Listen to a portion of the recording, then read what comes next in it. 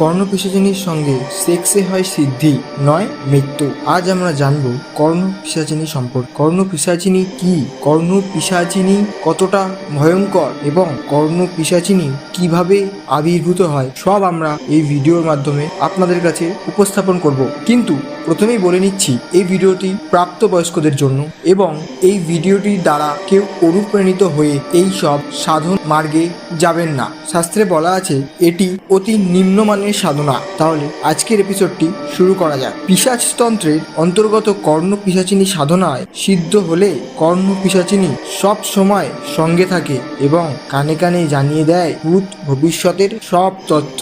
কিন্তু তার আগে কর্ণপিশাচিনীকে করতে হয় সন্তুষ্ট সাধনার মাধ্যমে। সাধনা মানে সেক্স, কিন্তু বীর্যপাত হলেই নিজের মাথা কেটে ফেলে কর্ণপিশাচিনী, তারপর মৃত্যু অনিবার্য।